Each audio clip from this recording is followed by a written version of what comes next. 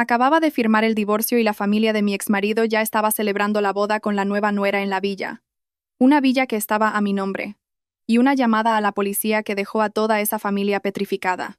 El sonido de la alianza de boda al caer en la oscura alcantarilla, hundiendo 10 años de juventud hechos añicos. Un coche de lujo pasó a toda velocidad, dejando tras de sí una nube de polvo y la sonrisa triunfante del traidor. Creían que me habían dejado sin nada, pero no sabían que una trampa mortal y perfecta les esperaba justo delante. La pesada puerta de madera de los juzgados de primera instancia de Madrid se cerró a mi espalda, dejando un eco seco, como el martillazo del juez sobre la mesa momentos antes. Me quedé clavada en los escalones. Levanté la vista al cielo y respiré hondo. El sol de Madrid era tan intenso como siempre. El calor sofocante me golpeaba en la cara, pero, extrañamente, una sensación de frescor y alivio inmenso inundaba mi interior. En mi mano sostenía la sentencia de divorcio recién firmada, un papel frágil que pesaba como una tonelada, por el que había luchado sin descanso durante todo un año. 10 años de juventud, 10 años de ser esposa y nuera, finalmente resumidos en unas pocas y frías líneas legales. Me llevé la mano al pecho izquierdo, donde el corazón que una vez se contrajo de dolor ahora latía con calma. Miré mi dedo anular. La alianza de oro blanco con un pequeño diamante seguía allí, dejando una leve marca en mi piel. El día que Javier me la puso, juró amor eterno y un hogar a prueba de tormentas. Pero la tormenta vino precisamente de ese hombre. Me quité la alianza y la sostuve en la palma de la mano. El diamante lanzó un destello gélido bajo el sol. Caminé lentamente hacia una alcantarilla al borde de la acera, sin dudarlo un instante. Abrí la mano. El sonido del metal al caer al agua estancada fue un chapoteo minúsculo, hundiéndose en la negrura. Se acabó. Se acabaron 10 años de servirle, de esperarle noches en vela, de soportar la malicia de una suegra cruel. Justo en ese momento, un elegante coche negro se detuvo bruscamente frente al juzgado. La ventanilla bajó, revelando el rostro enrojecido de Javier por el alcohol. En el asiento del copiloto, Carmen, su madre, con la cara cubierta de maquillaje, que no lograba ocultar sus rasgos duros y amargados. Y en el asiento trasero, la silueta insinuante de Isabel, la joven amante con la que Javier llevaba tiempo viéndose abiertamente. Javier asomó la cabeza y me miró con desdén mientras yo estaba allí, sola. ¿Qué tal, arquitecta de pacotilla? ¿Contenta con tu papelito de divorcio? No creas que por dejarme has ganado algo. Sin el respaldo de la familia Torres, no eres más que un simple insecto. Carmen intervino, con una voz tan agria como el vinagre. Hijo, no gastes saliva con una mujer incapaz de dar un heredero a la familia. Vámonos, que se nos hace tarde. Hoy tenemos que celebrarlo a lo grande. Que esa nuera inútil se haya ido es una bendición para nuestra casa. Isabel desde atrás soltó una risita y acarició el brazo de Carmen en un gesto salamero. La señora Carmen tiene toda la razón. Javier, cariño, vamos ya a la sierra. Estoy deseando ver esa villa de descanso tuya. Dicen que es como un palacio. Me quedé quieta, en silencio, sin responder. Pensaron que mi silencio era sumisión, humillación, pero no sabían que yo los miraba como se mira a unas polillas volando hacia el fuego. Estaban eufóricos, creyendo que tras el divorcio, Javier aún tenía derecho a una parte de los bienes, que podía seguir disfrutando de lo que yo había construido con mi sudor y mis lágrimas. Javier aceleró. El coche se perdió de vista, dejándome envuelta en una nube de humo y polvo. Me sacudí la ropa con la mano, y una media sonrisa se dibujó en mis labios. Se dirigían a la sierra, a la Villa Serenidad, la obra de toda mi vida profesional. Javier seguía convencido de que era un bien común, un lugar donde podía llevar a su amante a disfrutar. Saqué el teléfono y marqué el número de Mateo, el abogado y amigo del alma que había estado a mi lado durante todo el proceso. Mateo, ya está todo hecho. Al otro lado, la voz de Mateo sonaba cálida y firme. Enhorabuena, Sofía. ¿Estás bien? Mejor que nunca. Mateo, van de camino a la villa en la sierra. Piensan entrar en Villa Serenidad. Mateo guardó silencio unos segundos y luego, con un tono ligeramente preocupado, dijo: ¿Quieres que avise a la seguridad de la urbanización para que les impidan el paso? Negué con la cabeza, aunque sabía que no podía verme. No hace falta, déjalos entrar. Una buena obra de teatro necesita público, y un clímax. Quiero que sean ellos mismos quienes se condenen. Colgué y paré un taxi. Madrid bullía de actividad. La gente se movía de un lado a otro. Apoyé la cabeza en la ventanilla, viendo pasar los altos edificios. Durante 10 años había vivido demasiado para los demás. Había construido cientos de casas para otros, pero dejé que la mía se pudriera por dentro. Hoy empezaría a reconstruir mi vida, no con ladrillos y cemento, sino con autoestima y fortaleza. Para Javier, Carmen e Isabel, este viaje a la sierra sería el viaje de sus vidas, uno que jamás olvidarían. La sierra de Guadarrama recibió al grupo de Javier con una llovizna fina y el frío cortante característico de la montaña. Mi Villa Serenidad se alzaba aislada en una colina suavemente inclinada, apartada del bullicio del pueblo cercano. Era una obra en la que había volcado toda mi alma, diseñada en un estilo moderno pero conservando un toque rústico, en perfecta armonía con la naturaleza. Paredes de cristal, tejado de pizarra gris, y sobre todo, el jardín de rosales antiguos, que tanto esfuerzo me había costado cuidar y que ahora estaba en plena floración. Pero esa belleza serena estaba a punto de ser profanada por unos invitados no deseados. Cada detalle de lo que ocurría allí lo sabía al instante, porque cada rincón de esa casa era mis ojos y mis oídos. El lujoso coche de Javier se detuvo ante la robusta cancela de hierro. Javier bajó, se estiró y respiró el aire puro con la expresión satisfecha de un rey que regresa a sus dominios. Se volvió hacia el coche y gritó: «Mamá, Isabel, bajad, ya hemos llegado. Este es el paraíso de nuestra familia». Carmen bajó con dificultad, envuelta en un aparatoso abrigo de piel, sus ojos recorriendo la villa con una codicia manifiesta. «Vaya, la tal Sofía tiene buen gusto. Menuda casa se gastaba y nunca me invitó a quedarme. Pero ahora es todo para mi hijo». Isabel caminaba a su lado contoneándose, con un bolso de marca en la mano y los ojos brillantes al ver la extensión de la propiedad. «Ay, Javier, qué maravilla. Podríamos celebrar nuestra boda aquí, sería increíble. Me prometiste que la pondrías a mi nombre, ¿verdad?» Javier soltó una carcajada y la rodeó por la cintura. «Tranquila, todo lo mío es tuyo. Deja que abra la puerta». Javier se acercó con confianza al panel de control de la cerradura electrónica, junto a la cancela. Introdujo la secuencia de números que conocía bien, su fecha de nacimiento. «Bip, bip, bip. Error». La luz roja del panel parpadeó insistentemente, acompañada de un sonido agudo. Javier frunció el ceño, murmurando: «Qué raro, ¿cómo va a estar mal? ¿Me habré equivocado?». Lo intentó de nuevo, esta vez con más cuidado. El mismo resultado. La luz roja indicaba acceso denegado. Carmen, detrás, empezó a impacientarse. «¿Qué pasa, hijo? Abre de una vez, que me estoy helando aquí fuera». Javier perdió la paciencia y golpeó la cancela de hierro. «Maldita sea Sofía, seguro que ha cambiado el código. Se atreve a jugármela». Isabel, con un mohín, añadió más leña al fuego. «Qué fuerte. Se divorcia por la mañana y por la tarde ya ha cambiado el código.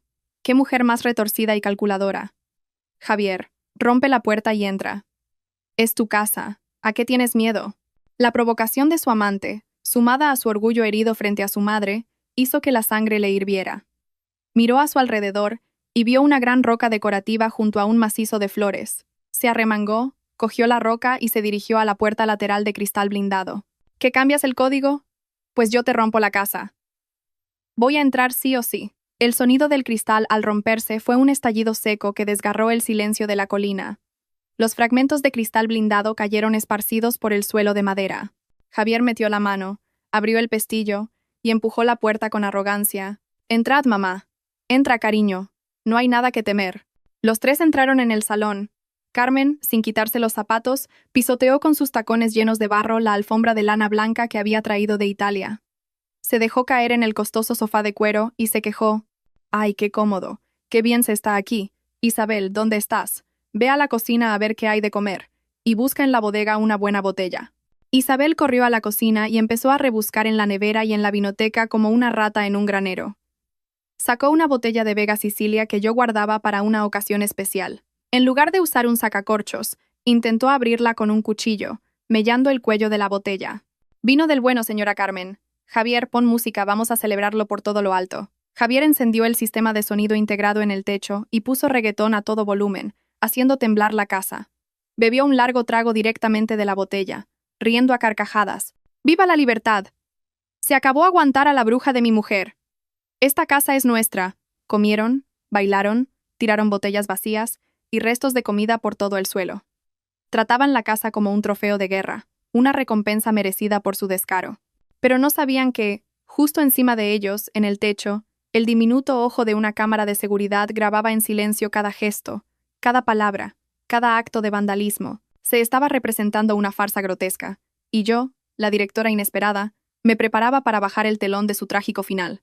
En mi lujoso apartamento del barrio de Salamanca, en Madrid, estaba sentada tranquilamente en un sillón, saboreando una taza de manzanilla caliente.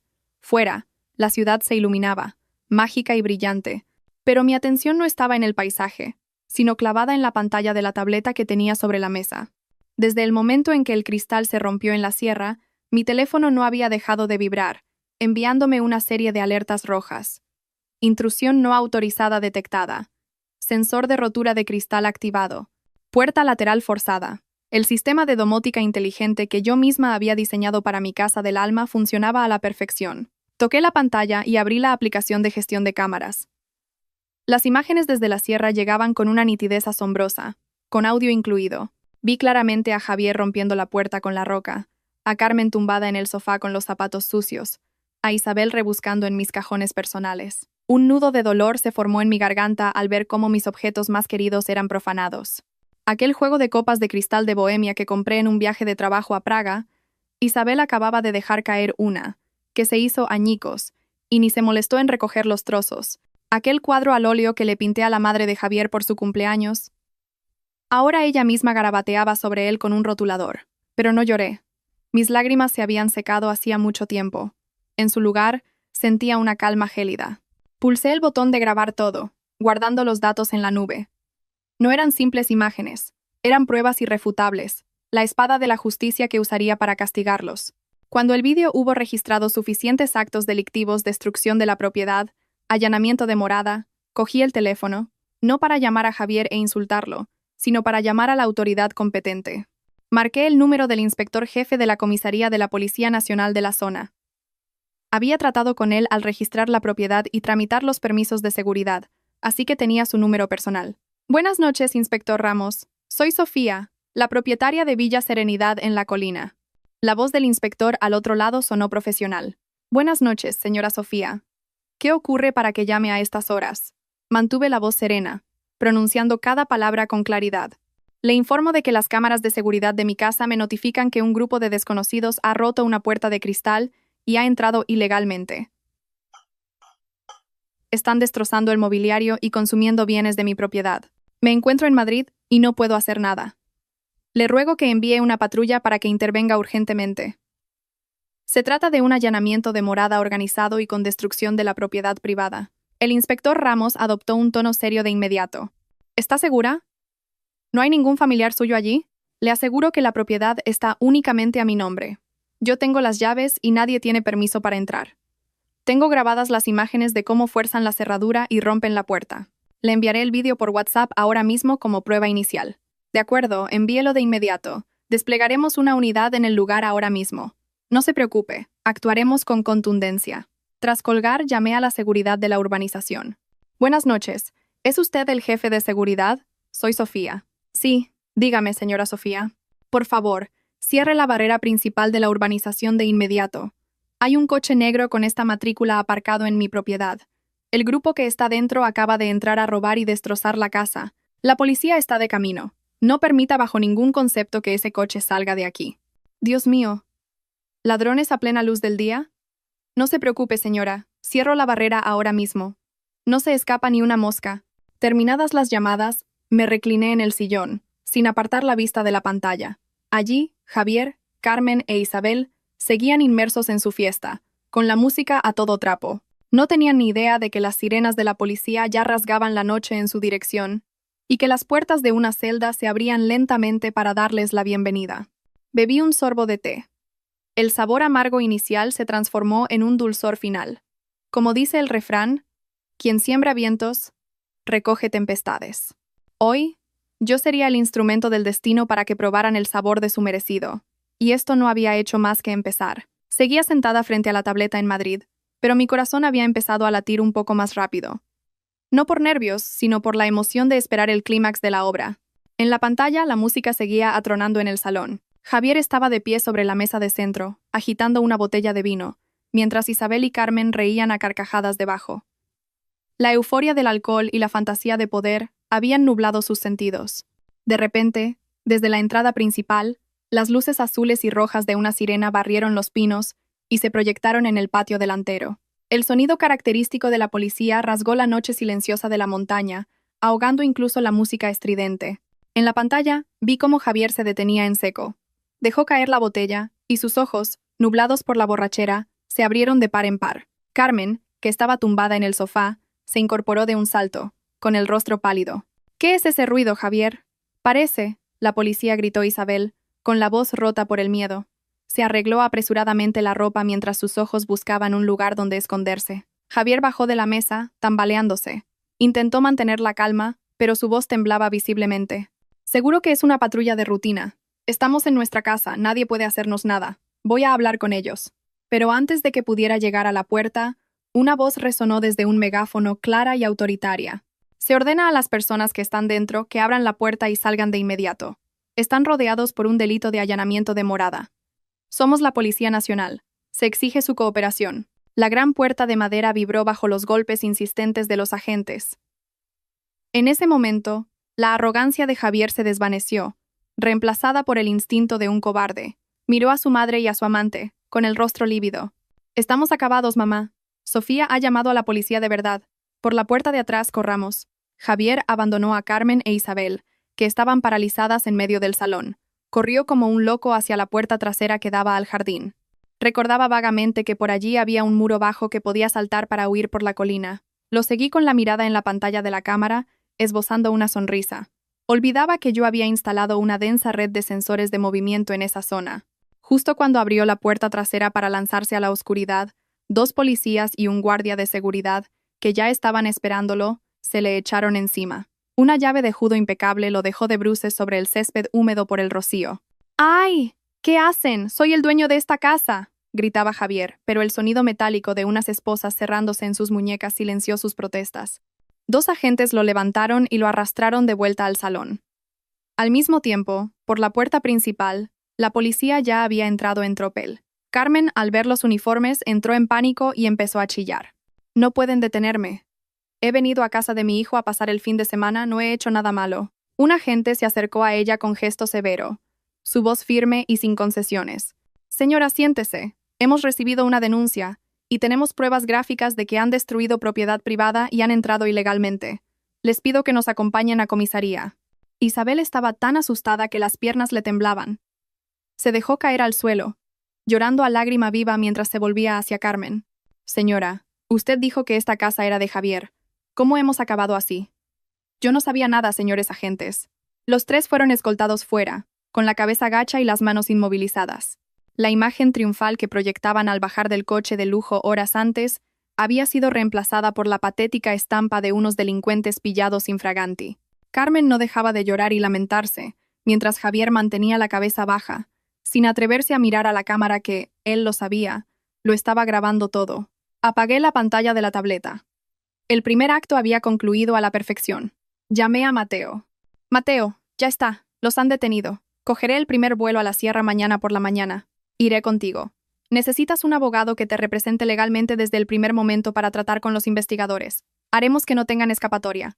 Esa noche, dormí profundamente, el sueño más tranquilo de los últimos 10 años, sin pesadillas ni preocupaciones. Mañana me enfrentaría a ellos, no como una esposa sumisa, sino como la vencedora que tenía la justicia de su lado. A la mañana siguiente, el ambiente en la comisaría de policía era frío y olía a tabaco rancio. Entré con Mateo. Mi traje blanco, de corte impecable, me hacía parecer más seria y poderosa que nunca. Mateo caminaba a mi lado, con su maletín en la mano, proyectando una imagen de calma y profesionalidad. En un rincón de la sala de espera, Javier, Carmen e Isabel estaban sentados, encogidos, en un banco largo. Tras una noche en el calabozo, su aspecto era deplorable. El maquillaje de Carmen se había corrido con el sudor y las lágrimas, revelando sus arrugas. Javier tenía la barba de un día y ojeras profundas. Isabel, con el pelo revuelto, no conservaba ni rastro del glamour de influencer. Al verme entrar, un destello de esperanza brilló en los ojos de Javier. Intentó levantarse, pero un agente lo sujetó por el hombro. Sofía, has venido. Por favor, diles a estos señores que ha sido un malentendido. Los trapos sucios se lavan en casa. ¿Por qué armar este escándalo? No respondí. Le lancé una mirada gélida y me dirigí al inspector Ramos. Buenos días, inspector. Gracias por su trabajo de anoche. Soy Sofía, la propietaria de la casa allanada. Él es mi abogado, Mateo. El inspector Ramos asintió y pidió a un subordinado que trajera el expediente. Puso una carpeta sobre la mesa, de la que sobresalía una copia de la escritura de propiedad, con su sello oficial. El inspector la cogió, Miró a los tres detenidos y dijo con voz clara: «Miren esto con atención. La villa en esta dirección, según los registros y la documentación aportada por la señora Sofía, es propiedad única y exclusiva de doña Sofía. No figura el nombre de don Javier Torres ni de nadie más». Al oír esto, Carmen saltó como si le hubieran echado sal. Golpeó la mesa y gritó: «¡Mienten! ¡Es imposible! Mi hijo pagó la construcción. Llevaban 10 años casados, los bienes son de los dos. ¿Cómo va a estar solo a nombre de esta zorra? Ha falsificado los papeles, ha engañado a mi hijo». Me senté tranquilamente frente a ella, observando su ataque de histeria. «Señora Carmen, permítame recordarle algo.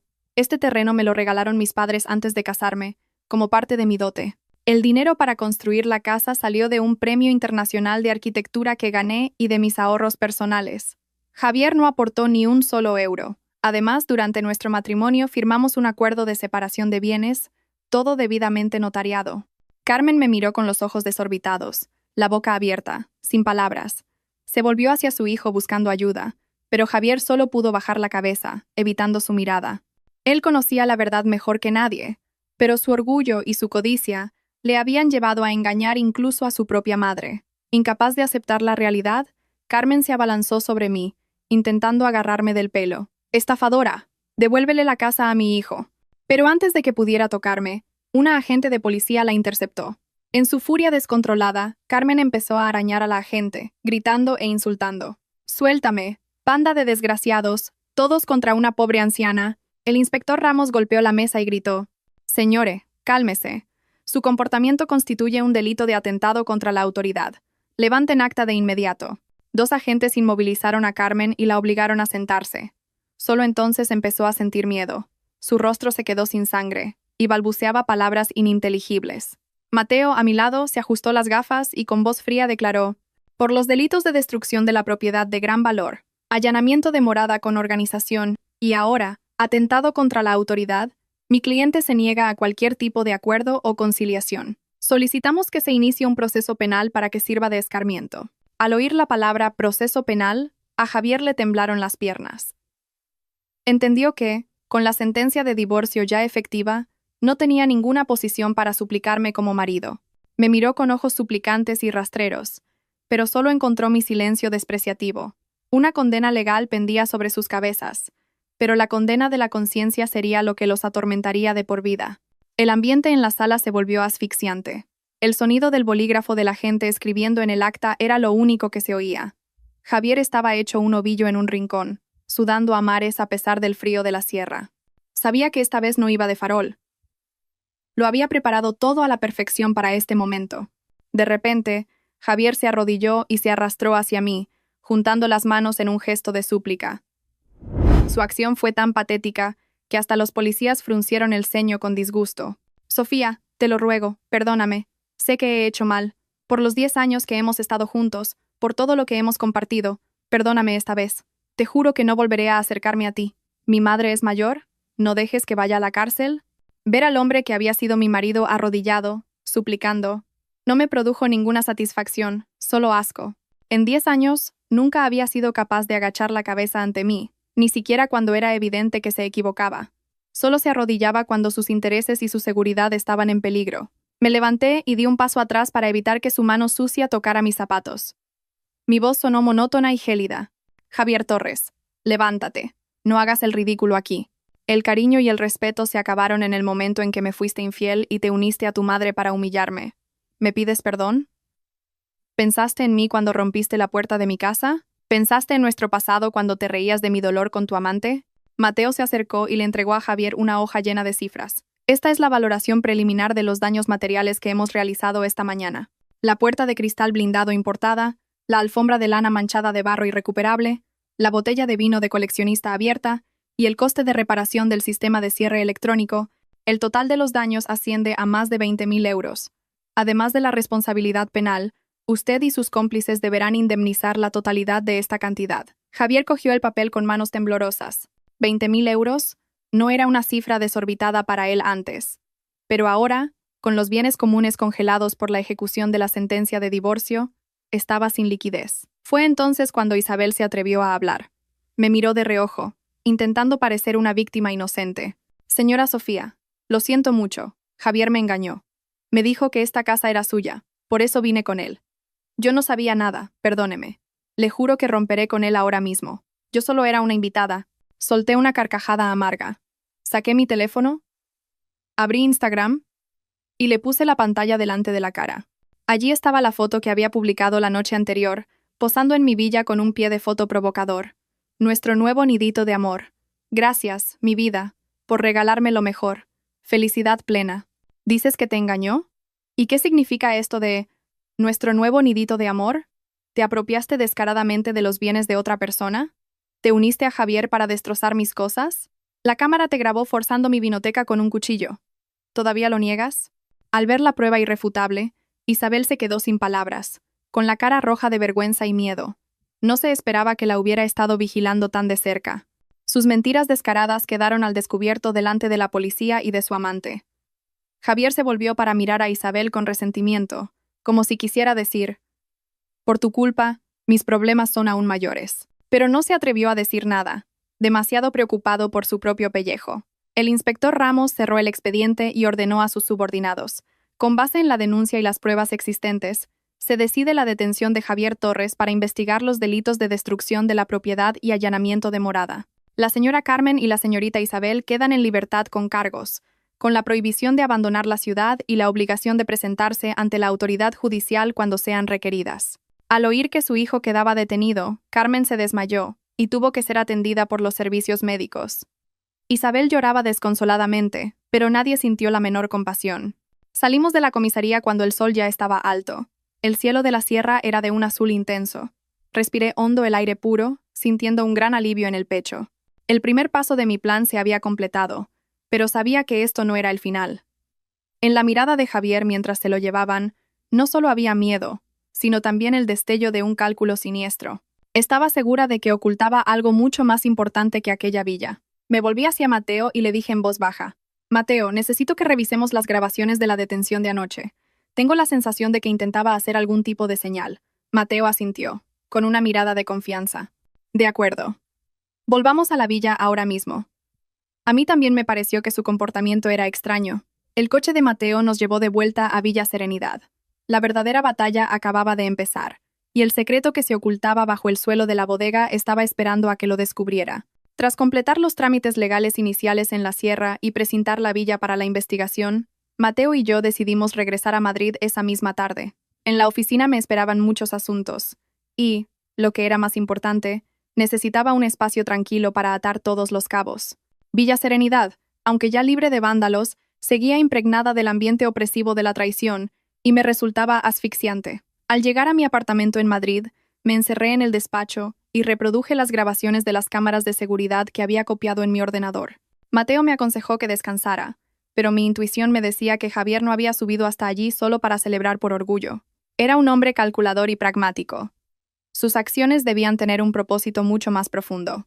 Avancé y retrocedí una y otra vez el vídeo del momento de su detención. La luz azulada del monitor iluminaba mi rostro preocupado. En el vídeo, mientras dos agentes lo sacaban a rastras, Javier no miraba ni a su madre ni a su amante. Sus ojos buscaban algo frenéticamente, y entonces lo vi.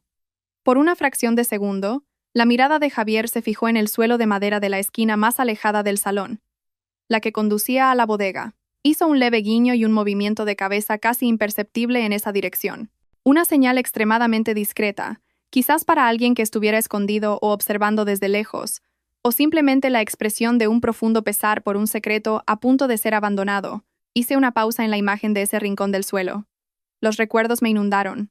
Hacía 3 años, al terminar la construcción de Villa Serenidad, fue el propio Javier quien insistió en encargarse personalmente del suelo de madera de la zona de la bodega.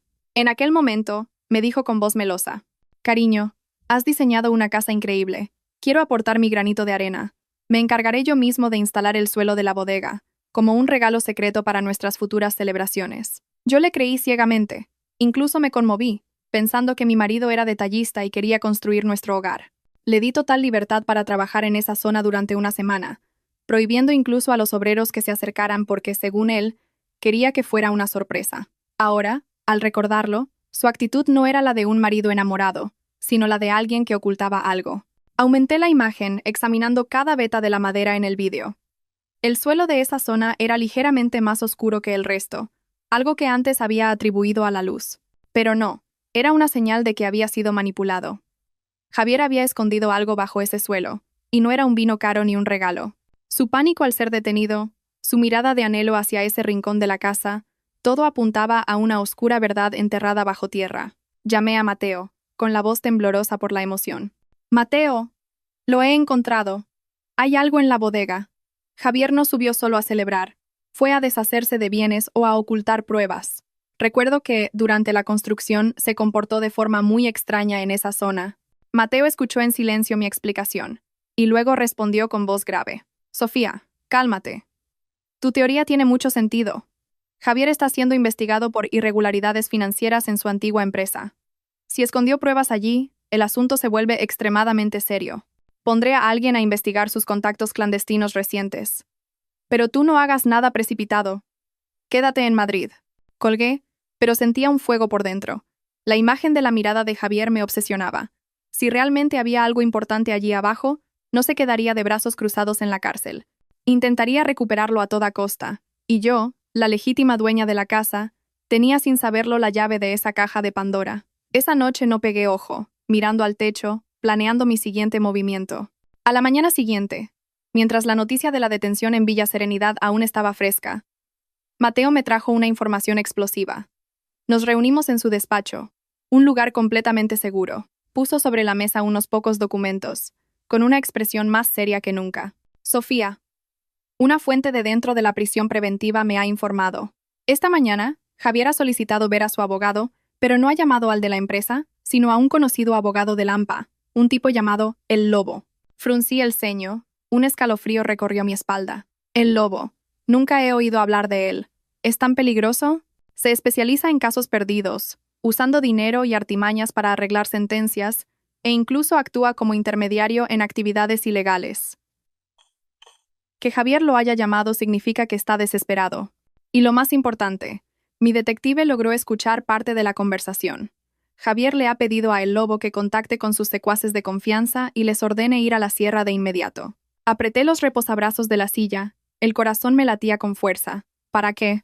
Mateo me miró fijamente, enfatizando cada palabra, para recuperar una caja de debajo de la bodega. Javier le dijo al abogado que es su último salvavidas, que dentro no solo hay dinero en efectivo, sino algo más importante que su propia vida. Según la información que he recopilado de los expedientes financieros, es muy probable que se trate de la contabilidad en negro y varios USB con datos de una malversación de fondos de hasta 20 millones de euros. 20 millones. La cifra me dejó sin aliento. Con razón, Javier estaba tan desesperado. Había estado desviando fondos, inflando costes y malversando dinero público durante años. Usaba mi villa como una gigantesca caja fuerte para ocultar sus crímenes. Si esas pruebas caían en manos de sus secuaces y eran destruidas, Javier podría librarse del cargo de malversación, enfrentándose solo a una pena menor por los destrozos. Y luego, usaría ese dinero sucio para vengarse de mí. Me levanté de un salto, la determinación recorriendo mis venas. No puedo permitir que eso ocurra. Tengo que detenerlos. Tengo que conseguir esas pruebas antes que ellos. Mateo se levantó rápidamente para detenerme. «Sofía, es muy peligroso. Los hombres de Javier son matones a sueldo. Ir allí sola es un suicidio. Déjame avisar a la policía». Avisar a la policía requiere un procedimiento, una orden de registro. No pueden levantar el suelo de mi casa basándose en una suposición. Para cuando tengan la orden, ellos ya habrán desaparecido con todo. Mateo, es mi casa. Tengo derecho a hacer reparaciones y comprobaciones cuando quiera. Iré ahora mismo. Mateo me sujetó por los hombros, con una mirada llena de preocupación, pero también de determinación. Conozco tu carácter. Una vez que decides algo, nadie puede detenerte. Pero no puedo dejar que vayas sola. Iré contigo. Negué con la cabeza, apartando sus manos. No. Tú tienes que quedarte aquí para vigilar los movimientos de El Lobo y de Carmen. Si vamos los dos, sospecharán. Iré sola. En silencio y en secreto. Conozco un atajo. Sé cómo entrar en la casa sin que nadie se dé cuenta. No te preocupes, sé cuidarme. Dicho esto, cogí mi bolso y salí rápidamente del despacho, ignorando las llamadas de Mateo. Sabía que me estaba metiendo en la boca del lobo, pero no tenía otra opción. Mi seguridad, el honor de mi familia y la justicia. Todo dependía de este viaje decisivo. El cielo ya estaba oscuro cuando conducía a toda velocidad por la autovía una vieja furgoneta que había pedido prestada en la empresa de construcción. Elegí este vehículo en lugar de mi coche de lujo habitual para no llamar la atención. En el asiento del copiloto llevaba una palanca, una linterna de alta potencia y un mono de trabajo. Estaba preparada para una excavación en toda regla en mi propia casa. La lluvia empezó a caer con fuerza, golpeando el parabrisas.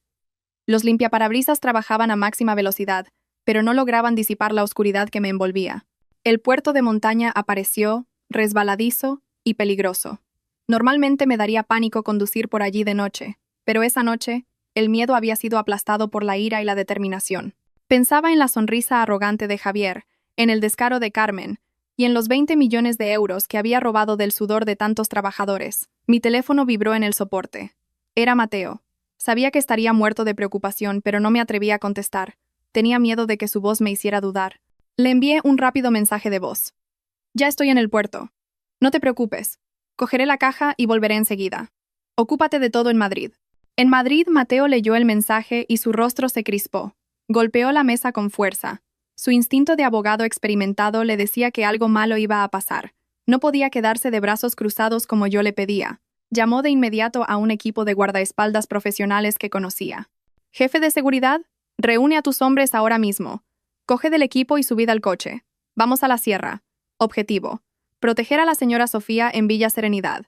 Rápido, su vida está en peligro». Mateo tiró el teléfono en el asiento y arrancó el coche.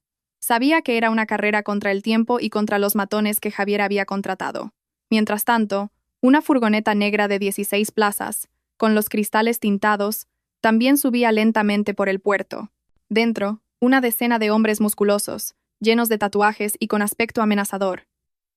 El líder, un tipo con una larga cicatriz en la cara, hablaba por teléfono, recibiendo instrucciones de El Lobo.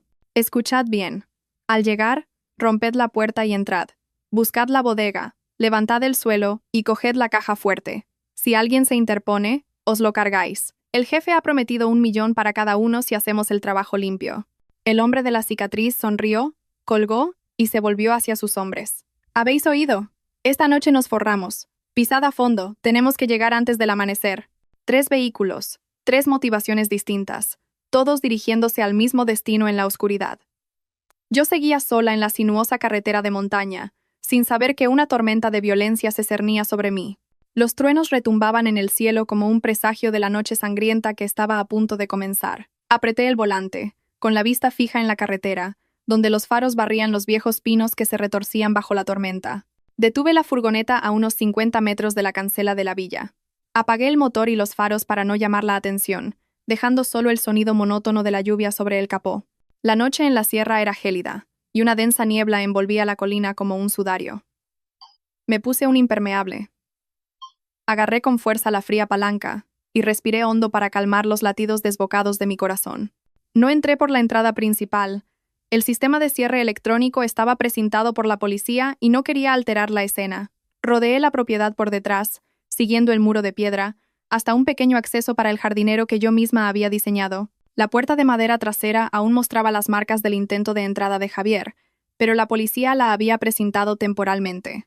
Con cuidado despegué la cinta adhesiva y metí mi llave de repuesto en la cerradura.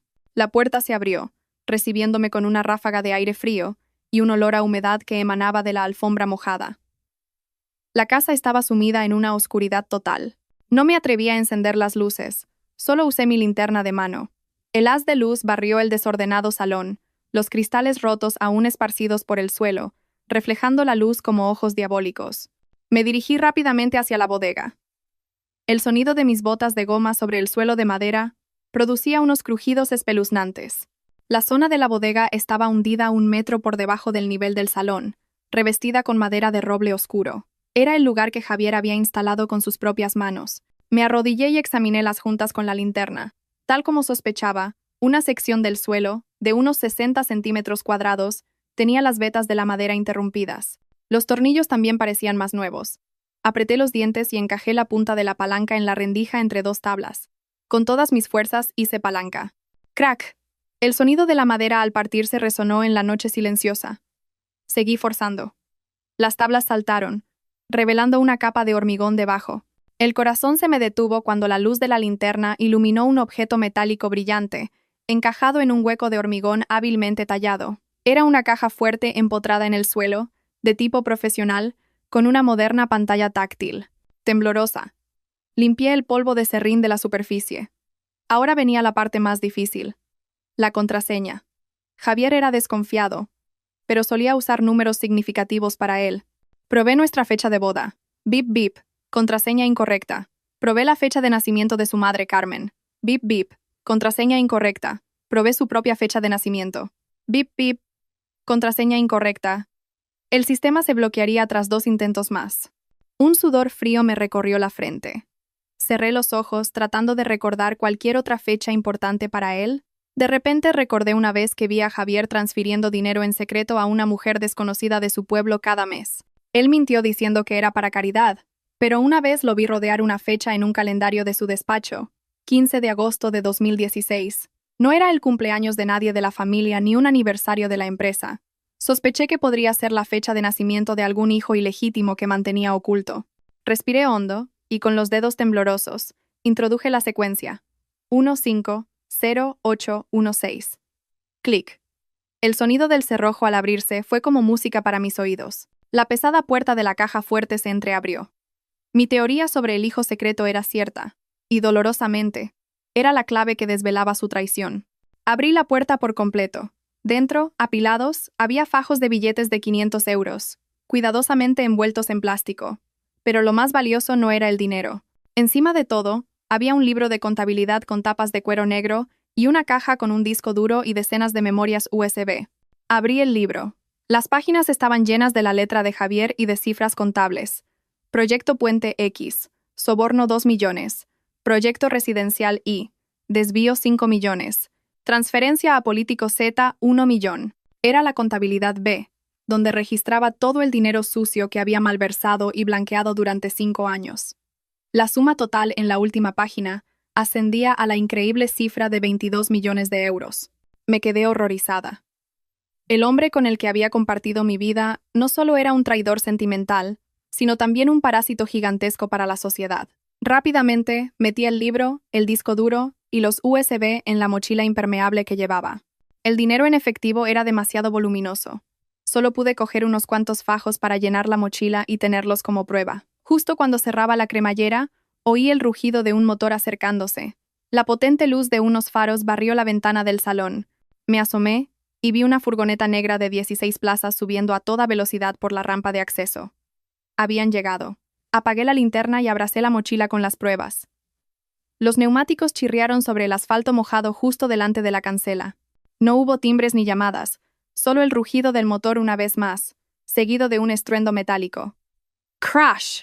La robusta cancela de hierro fue embestida por la furgoneta, saltando de sus goznes y cayendo sobre las baldosas. Oí el sonido de la puerta corredera de la furgoneta al abrirse y las pisadas de una decena de hombres. «Romped la puerta y buscad la bodega. Si alguien se interpone, os lo cargáis». La voz ronca y amenazante de un hombre resonó por encima de la lluvia. Entré en pánico. Huir por la puerta trasera era imposible. Rodearían la casa. La escalera al segundo piso estaba en medio del salón. Me verían. Necesitaba un escondite seguro. Mis ojos se posaron en una puerta de acero gris, oculta tras la barra del bar. Era el cuarto técnico, donde estaban el servidor del sistema de domótica y el cuadro eléctrico. Al diseñarlo, había exigido que la puerta fuera de acero ignífugo, con un cerrojo interior extremadamente resistente. Corrí hacia allí. Justo cuando logré entrar y cerrar la puerta, echando el cerrojo de acero, oí el sonido de cristales rompiéndose por segunda vez. Habían entrado por la puerta principal. Me dejé caer al suelo del cuarto técnico, con la espalda apoyada en la fría puerta, tapándome la boca para no hacer ruido. Fuera, oía pisadas por todas partes, muebles rompiéndose y gritos. «¡Jefe! ¡Aquí el suelo está levantado!», gritó uno desde la bodega. «¡La caja fuerte está abierta!». «Mierda, está vacía. Solo quedan unos pocos fajos de billetes». «¿Dónde están los documentos?», rugió el líder. «Joder, alguien acaba de estar aquí. Busquen en todas las habitaciones, encuentren a esa zorra y recuperen la bolsa». El corazón me iba a estallar. Sabían que estaba allí. Saqué el teléfono y con manos temblorosas le envié mi ubicación a Mateo. La pantalla era la única luz en la habitación. «Ya han llegado. Estoy escondida en el cuarto técnico del primer piso». Justo después de enviar el mensaje, oí pasos pesados acercándose a la barra del bar. Jefe, esta puerta está cerrada por dentro. Seguro que está aquí. Un puñetazo brutal en la puerta de acero a mi espalda me hizo temblar. Abre la puerta, zorra. No tienes escapatoria. Permanecí en silencio, mordiéndome el labio hasta sangrar. Sabía que la puerta era resistente, pero no aguantaría si usaban martillos o palancas. Fuera, oí el sonido de metales chocando. Empezaron a forzar la puerta. El chirrido del cerrojo de acero bajo presión me puso la piel de gallina. 1, 2 y 3. Romped.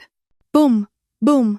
La puerta vibró violentamente. Una abolladura apareció justo detrás de mí. Retrocedí hasta un rincón, agarrando una barra de metal que había sobrado de la instalación eléctrica. Si entraban, lucharía hasta la muerte. Mi teléfono se iluminó. Un mensaje de Mateo. Ya estoy en la entrada. Aguanta. Una chispa de esperanza se encendió en mí. Miré fijamente la puerta, que se deformaba poco a poco. El tiempo ya no se medía en minutos, sino en cada respiración. Un sonido agudo de metal rasgándose llenó el aire. Una pequeña grieta apareció en el borde de la puerta. La luz de sus linternas se coló, barriendo mi rostro pálido. La veo. Está en el rincón. Con más fuerza. Apreté la barra de metal, preparándome para lo peor. Pero justo cuando la puerta estaba a punto de ceder, un estruendo ensordecedor llegó desde el patio, ahogando los golpes. Era el sonido de coches chocando y frenazos bruscos. Inmediatamente después, una voz autoritaria resonó por un megáfono. ¡Alto! ¡Suelten las armas! ¡Somos seguridad privada! Los matones se detuvieron. El líder gritó. ¿Quién coño se mete en nuestros asuntos? Acabad con ellos. Oí pasos corriendo hacia la entrada principal. Se desató una batalla campal en el salón. Mesas rompiéndose, gritos de dolor, el silbido de porras. No era una pelea callejera, era una intervención profesional. Me asomé por la grieta. En la penumbra, vi a Mateo, no con su traje elegante, sino con una camisa negra, empuñando un bate de béisbol en medio de la refriega. A su lado, una docena de guardaespaldas corpulentos, equipados con chalecos y porras, neutralizaban a los matones. En cuestión de minutos, los hombres de El Lobo yacían en el suelo, gimiendo. El líder de la cicatriz, al ver que perdían, sacó una navaja y se abalanzó sobre Mateo, intentando tomarlo como rehén. ¡Te voy a matar, cabrón! Mateo no se inmutó. Esquivó la cuchillada y al mismo tiempo golpeó la muñeca del matón con el bate. ¡Crack! El hombre gritó. La navaja salió volando. Mateo remató con una patada lateral que lo estrelló contra la pared, donde se desplomó inconsciente. El silencio se apoderó de la sala. Mateo tiró el bate y corrió hacia el cuarto técnico. «Sofía, ¿estás bien? Soy yo, Mateo. ¡Abre la puerta!». Al oír su voz, las lágrimas brotaron sin control. Con manos temblorosas, abrí el cerrojo deformado. Mateo estaba allí, sudando, con la manga de la camisa rota y manchada de sangre, pero sus ojos me miraban con una infinita preocupación. Me lancé a sus brazos y rompí a llorar. Toda la fortaleza que había mantenido se desvaneció. «Mateo, querían matarme». «Ya pasó», me susurró, abrazándome con fuerza. «Ya estoy aquí. Estás a salvo. Siento haber tardado un poco». Me ayudó a salir del cuarto técnico. El salón parecía un campo de batalla. Los matones estaban atados, vigilados por los guardaespaldas. Le entregué la mochila a Mateo, mi voz aún temblorosa pero firme. «Guarda esto. Es la sentencia de muerte de Javier y sus cómplices. La contabilidad, los discos duros, todas las pruebas de la malversación de los 20 millones están aquí». Mateo cogió la mochila. Su rostro se ensombreció al ver el grosor del libro de contabilidad. Se volvió hacia el jefe de los guardaespaldas. «Llama inmediatamente al director general de la policía. Informa de la situación. Hemos detenido en el acto a un grupo armado y hemos recuperado pruebas cruciales de un importante caso de corrupción. Aseguren la escena hasta que llegue la policía». En ese momento, las sirenas de la policía especializada comenzaron a oírse a lo lejos. Esta vez no era la policía local, sino la unidad de investigación criminal. Las luces azules y rojas volvieron a teñir Villa Serenidad, pero esta vez me trajeron una sensación de liberación. Mateo se quitó la chaqueta y me la puso sobre los hombros, guiándome hacia su coche para protegerme del frío. «Siéntate aquí y descansa. A partir de ahora, yo me encargo. Javier pagará por cada lágrima y cada segundo de miedo que has sufrido esta noche. Se pudrirá en la cárcel». Miré la figura firme de Mateo dirigiendo la escena y sentí una gratitud infinita. De las cenizas de mi matrimonio fallido, había encontrado a un hombre dispuesto a arriesgarlo todo por mí. Esa noche, la justicia había ganado, y al día siguiente, el amanecer sería más brillante que nunca. La puerta de mi despacho en Madrid estaba abierta de par en par. dejando entrar la luz del sol. Había pasado una semana desde la noche de pesadilla en la sierra, pero sus ecos aún resonaban en la prensa y las redes sociales. Sin embargo, esta vez yo no era la mujer compadecida de un divorcio escandaloso. Era la vencedora, la que había destapado uno de los mayores casos de corrupción del año. En la sede de la Unidad de Delincuencia Económica y Fiscal, la tensión era palpable. Con la mochila llena de pruebas que Mateo y yo habíamos recuperado, la policía tenía base suficiente para ampliar la investigación. El meticuloso libro de contabilidad y los archivos del disco duro se convirtieron en la sentencia de muerte para Javier. Fui citada para colaborar en la investigación. Sentada frente al inspector, miré a través del espejo unidireccional hacia la sala de interrogatorios. Javier estaba allí, visiblemente más delgado. El uniforme de la prisión le quedaba grande. Ya no había rastro de su arrogancia. Un inspector entró y dejó una gruesa pila de documentos frente a él. Javier Torres. Aquí están todos los extractos bancarios y los contratos falsos que utilizó para desviar fondos durante 5 años. ¿Dónde están los 22 millones de euros? Los usó para comprar propiedades a nombre de testaferros, enviarlos al extranjero y mantener a sus amantes. Javier miró fijamente el familiar libro de cuero negro. Sabía que era su fin. Levantó la vista, su voz ronca pero aún tratando de aferrarse a una última esperanza. Yo no sé nada de ese libro. Alguien me ha tendido una trampa. Mi exmujer quiere destruirme, y lo ha falsificado. El inspector sonrió con desdén y abrió una página del libro. ¿Dice que su exmujer lo falsificó? Entonces, ¿por qué cada página tiene su firma? Y lo más importante, ¿hemos cotejado las huellas dactilares de los fajos de dinero encontrados en la bodega? Coinciden perfectamente con las suyas. La Fiscalía Anticorrupción ha aprobado la imputación por delitos de malversación de caudales públicos y blanqueo de capitales. Usted mismo sabe que la pena para estos delitos no es leve. Al oír esto, Javier hundió la cabeza en la mesa. Comprendió que todas sus salidas estaban cerradas. El precio de su avaricia era la libertad del resto de su vida. Al salir de la comisaría, regresé a mi estudio con una nueva perspectiva. La noticia del arresto de Javier por corrupción había provocado el desplome de las acciones de su antigua empresa. Los socios comerciales, temiendo verse implicados, cancelaron sus contratos en masa. Mientras tanto, mi prestigio se disparó. La comunidad empresarial valoraba mi integridad y mi valentía. Mateo entró en mi despacho con un ramo de lirios amarillos y una enorme sonrisa. Enhorabuena, directora. Las buenas noticias no paran de llegar. ¿Qué ocurre, Mateo? ¿Hay novedades en el caso de Javier? No, eso ya está sentenciado. Es una buena noticia de trabajo. La junta directiva del proyecto del Resort de Lujo Internacional en Ibiza acaba de anunciar oficialmente que tu estudio de arquitectura ha ganado el concurso, superando a 3 grandes competidores, incluido el antiguo grupo de Javier. Me quedé atónita. Era el proyecto de mis sueños, uno que llevaba años anhelando, pero que Javier siempre había menospreciado, diciendo que no estaba a la altura. ¿De verdad, Mateo? ¿Hemos ganado? 100%. Dijeron que estaban impresionados con tu estilo de diseño, moderno pero humano, y especialmente con la transparencia de tu expediente. Has demostrado que se puede triunfar con talento, sin necesidad de recurrir a tácticas sucias. Me senté, la felicidad recorriendo cada célula de mi cuerpo. Javier solía decir que yo era su sombra, que sin él no sería nadie. Ahora, mientras él contaba los días entre rejas, yo estaba en la cima de mi carrera. Era la remontada más espectacular que podía regalarme a mí misma. Mi felicidad era la tragedia de otra persona, Isabel. Tras quedar en libertad provisional, su vida se convirtió en un infierno. Mateo me informó de que todas sus cuentas bancarias habían sido congeladas.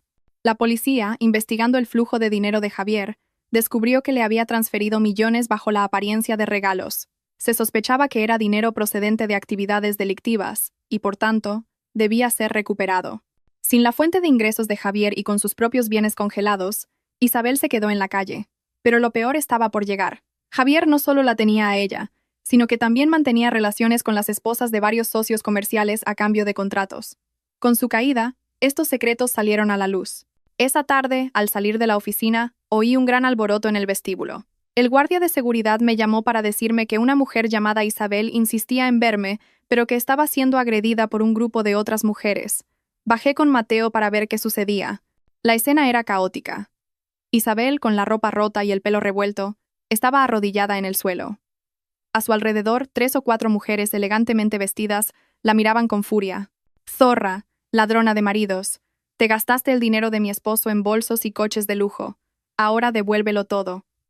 Una de ellas le dio una bofetada que le hizo sangrar el labio. Isabel solo podía llorar y suplicar. «Por favor, déjenme en paz. No sé quiénes son. Yo solo conocía a Javier». Los guardias apenas podían contener al grupo.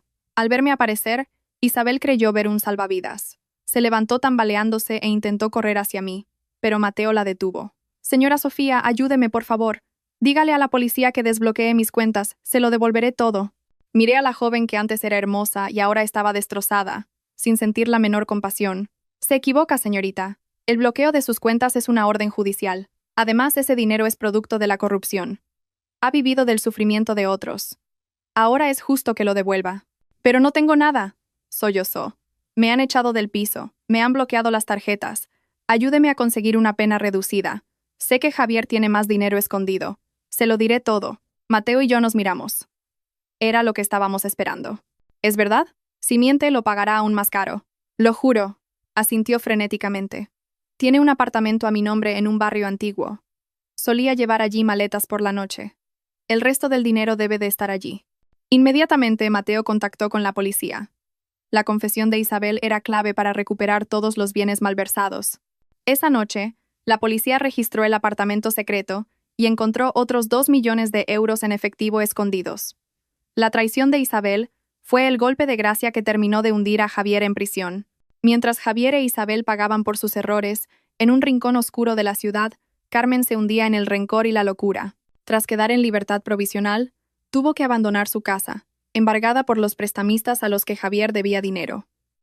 Ahora vivía en una habitación miserable en un barrio pobre. De ser una señora acostumbrada al lujo, pasó a sobrevivir con fideos instantáneos. Esa noche, mientras llovía a cántaros, Carmen veía las noticias en un televisor viejo. Apareció mi imagen, radiante, firmando el contrato del proyecto millonario. El presentador me elogiaba como una arquitecta de talento y un modelo para las mujeres. Inmediatamente después, pasaron a la sección de sucesos. La imagen de su hijo, Javier, esposado y demacrado, apareció en pantalla. El informe decía que se enfrentaba a una pena de hasta 20 años de prisión. Carmen gritó de dolor y lanzó su cuenco de fideos contra el televisor. «Hijo mío, todo es por culpa de esa zorra de Sofía. Ella te ha arruinado la vida». En su delirio egoísta, no veía la culpa de su hijo. Solo me veía a mí como la causa de todo su sufrimiento. El odio y la envidia la consumieron. «Tengo que matarla», murmuró. «Si mi hijo va a la cárcel, haré que la persona que ella más quiere muera». Recordó a mi madre, Elena, una mujer humilde que regentaba un pequeño bar de tapas para pagarme los estudios. Mi madre era mi único punto débil. La persona a la que más amaba en el mundo. Carmen soltó una risa demencial, cogió sus últimos euros, se puso un impermeable roto y salió a la calle como un fantasma. Compró una garrafa de gasolina de 5 litros y un mechero. «Lléveme al bar de tapas de Elena, en la calle X». «Rápido», le dijo a un taxista. El taxi se adentró en la lluvia. Carmen abrazaba la garrafa de gasolina, murmurando maldiciones. No sabía que se dirigía a un callejón sin salida, directo a la prisión perpetua. En el bar, mi madre seguía sirviendo a los últimos clientes del día, ajena al peligro que se cernía sobre ella. Cuando Carmen irrumpió en el local, el olor a gasolina lo inundó todo. «¿Dónde está la vieja Elena? Sal a pagar por lo que le has hecho a mi hijo». Mi madre levantó la vista, confundida, justo cuando Carmen le arrojó encima el líquido inflamable. «Muere. Moriréis juntas, madre e hija». En ese momento, yo estaba en mi despacho, a punto de salir a cenar con Mateo. El teléfono sonó. Era la empleada de mi madre. Al otro lado, solo oía gritos y el sonido de sirenas. «Sofía, ven corriendo». «Tu madre. Le han prendido fuego. Ha sido Carmen». Se me cayó el teléfono de las manos. El mundo se derrumbó a mis pies. Mi madre. «Carmen ha quemado el bar. Llévame al hospital, Mateo». En el hospital, el olor a carne quemada me revolvió el estómago. El médico de urgencias nos recibió con rostro grave. Su madre tiene quemaduras de 4º grado en la mayor parte del cuerpo, además de quemaduras por agua hirviendo en la espalda. Su estado es crítico. Estamos haciendo todo lo posible, pero prepárense para lo peor. Me derrumbé en el suelo. Mateo me levantó y me abrazó. «Mateo, quiero que esa mujer pague por esto», le dije con la voz rota por la rabia. «Quiero que sufra». Esa fue la noche más larga de mi vida, viendo a mi madre a través de un cristal, envuelta en vendas, luchando por su vida. Juré que nunca perdonaría a los responsables. A la mañana siguiente, con mi madre aún en coma, decidí actuar. Pedí las grabaciones de las cámaras de seguridad del bar. Ver las imágenes fue una tortura. La cara de odio de Carmen, el momento en que arrojó la gasolina, las llamas envolviendo a mi madre. Edité el vídeo, censurando las imágenes más explícitas, y lo publiqué en redes sociales junto con un texto que relataba toda la historia, desde la infidelidad y la corrupción de Javier hasta el acto de venganza de su madre. En cuestión de horas, la publicación se hizo viral. La indignación pública fue masiva. ¡Monstruo! ¡Que la condenen a muerte! ¡Qué familia de criminales! Mucha fuerza, Sofía, estamos contigo.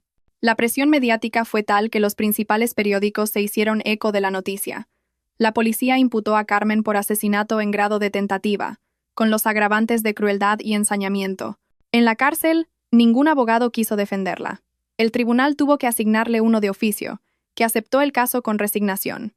La justicia social, a veces, es más rápida que la legal, pero mientras la opinión pública clamaba justicia, Mateo me trajo una noticia preocupante. Sofía, Javier está extrañamente tranquilo en la cárcel desde que se enteró de lo de su madre.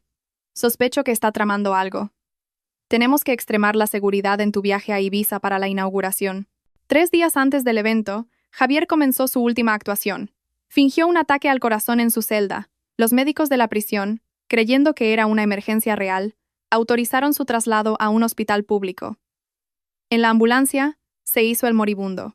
En el hospital, aprovechó un descuido de los 2 jóvenes policías que lo custodiaban, apuñaló a uno con unas tijeras, se disfrazó de médico y escapó. La noticia de su fuga conmocionó a la ciudad. Se emitió una orden de busca y captura nacional. Sofía, tienes que cancelar la inauguración, me suplicó Mateo por teléfono. Javier vendrá a por ti. No respondí, mirando el magnífico resort que había construido. Si cancelo, él gana. Quiere que viva con miedo, y no se lo voy a permitir. Le tenderemos una trampa aquí mismo. Mateo, conociendo mi determinación, reforzó la seguridad. Cientos de guardias se infiltraron como personal, y la policía montó un dispositivo de vigilancia. Pero subestimamos a Javier. Había llegado a la isla en un barco de pesca para evitar los controles. El día de la inauguración, el resort bullía de celebridades y empresarios. Yo estaba en el escenario, deslumbrante con un vestido rojo, pero bajo la falda llevaba zapatillas deportivas, lista para cualquier cosa. En la cocina, un nuevo camarero, con la cara oculta tras una mascarilla y un gorro, preparaba un carrito de servicio. Era Javier. Había matado a un empleado para robarle el uniforme y la acreditación. Empujó el carrito hacia el escenario, con la mano oculta bajo un mantel, aferrando un cuchillo de carnicero. Justo cuando empecé mi discurso, una figura se abalanzó sobre el escenario. Antes de que nadie pudiera reaccionar, sentí un brazo rodeando mi cuello y el frío acero de un cuchillo en mi garganta. ¿Quietos todos o la mato? El pánico se apoderó de la sala. Era Javier. La hoja fría del cuchillo contra mi arteria carótida me paralizó de miedo.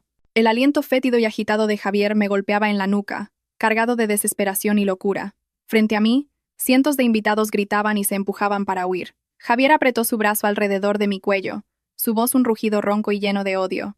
«Atrás todos. Si alguien se acerca, la degüello. Ya no tengo nada que perder». Intenté mantener la calma.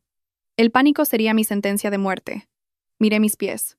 Justo antes de subir al escenario, me había visto obligada a cambiar mis zapatillas por unos tacones de aguja de 10 centímetros. Ahora, esos tacones podían ser mi única arma. Mateo, a unos metros de distancia, levantó las manos en señal de rendición. «Javier, cálmate. Ríndete. Podemos negociar». «Negociar», rió maniáticamente. «Me lo habéis quitado todo. Hoy moriré con esta arpía». «Javier, la policía ha rodeado el resort», dijo Mateo, intentando razonar. «Si la sueltas, te prometo que conseguiré una reducción de tu condena. ¿Quieres dinero? Te daré lo que pidas». La mención del dinero hizo que Javier dudara un segundo. Su codicia seguía intacta. «Quiero un helicóptero en el césped en 15 minutos. Y 50 millones en efectivo. O la mato en directo para que todo el país lo vea». Mientras Javier discutía con Mateo, sentí que su agarre se aflojaba ligeramente. Era mi oportunidad. Reuní toda mi fuerza, levanté la pierna derecha y clavé el afilado tacón en el empeine de su pie. «¡Ah!», gritó Javier, un aullido de dolor que resonó en toda la sala. El dolor le hizo perder el equilibrio y soltar el cuchillo instintivamente. Aproveché ese instante para darle un codazo en las costillas y lanzarme hacia adelante, cayendo al suelo para escapar de su alcance. «¡Zorra!», rugió, intentando abalanzarse sobre mí para rematarme. Pero Mateo fue más rápido. Saltó al escenario como un felino y le propinó una patada giratoria en la cara que lo lanzó por los aires. estrellándolo contra una mesa. Antes de que pudiera recuperarse, el equipo de operaciones especiales de la policía se le echó encima. ¡Al suelo! ¡Policía! Varios agentes lo inmovilizaron contra el suelo cubierto de cristales rotos. El sonido de las esposas cerrándose en sus muñecas fue definitivo. Me quedé en el suelo, sin aliento. Mateo corrió a mi lado y me abrazó. ¿Estás bien? ¿Te ha herido? No respondí, tocándome un pequeño rasguño en el cuello. Se acabó, Mateo. Realmente se acabó. El público, que se había quedado paralizado, estalló en aplausos. No por la inauguración, sino por nuestra valentía. Mientras la policía se llevaba a Javier, me lanzó una última mirada de odio. La mirada de un perdedor total. Yo le devolví la mirada sin miedo, solo con lástima. 3 meses después, se celebró el juicio. Yo estaba en el banquillo de las víctimas, junto a Mateo. Mi madre, aunque débil, insistió en asistir en su silla de ruedas. Las cicatrices de sus quemaduras eran visibles, pero su sonrisa había vuelto. Quería ver la justicia con sus propios ojos. Tras 2 días de juicio, el juez dictó sentencia. El acusado Javier Torres, culpable de malversación, blanqueo de capitales, fuga y asesinato en grado de tentativa, es condenado a 20 años de prisión. La acusada Carmen, culpable de asesinato en grado de tentativa con agravantes, es condenada a 10 años de prisión. Javier hundió la cabeza sin decir nada. Carmen se desmayó. 2 años después, mi vida era completamente nueva. Mi empresa prosperaba. El resort de Ibiza era un éxito. Mi madre se había recuperado y había abierto una cadena de restaurantes de tapas llamada La Cocina de Mamá Elena, donde daba trabajo a mujeres en situaciones difíciles. El dinero de la indemnización que Javier tuvo que pagar, unos 2 millones de euros, lo doné íntegramente para crear la Fundación Amanecer, que ayudaba a niños víctimas de quemaduras. Esa tarde de invierno, Mateo y yo regresamos a Villa Serenidad, ahora reformada y llena de flores. Sentados en la terraza, contemplando el valle, Mateo tomó mi mano. Sofía, hemos luchado juntos, hemos sobrevivido juntos. Ya no quiero ser solo tu abogado o tu amigo. Quiero ser el hombre que te proteja el resto de tu vida. ¿Quieres casarte conmigo? Sacó una cajita de terciopelo con un anillo de diamantes. Sonreí, con lágrimas de felicidad en los ojos. Sí, acepto. Mateo me puso el anillo en el dedo anular, en el mismo lugar donde una vez llevé la alianza que arrojé a una alcantarilla. Pero este anillo no era una atadura, sino un símbolo de libertad y felicidad verdadera. Brindamos con vino. El pasado doloroso había quedado atrás. La tempestad había pasado, los malvados habían pagado, y yo había aprendido que solo atravesando la oscuridad con dignidad y bondad se puede alcanzar el amanecer. Agradecemos sinceramente el tiempo que han dedicado a seguir esta historia. Su apoyo es nuestra mayor motivación para seguir creando contenido valioso. Por favor, denle a me gusta, suscríbanse al canal y activen la campana de notificaciones para no perderse nuestros próximos videos.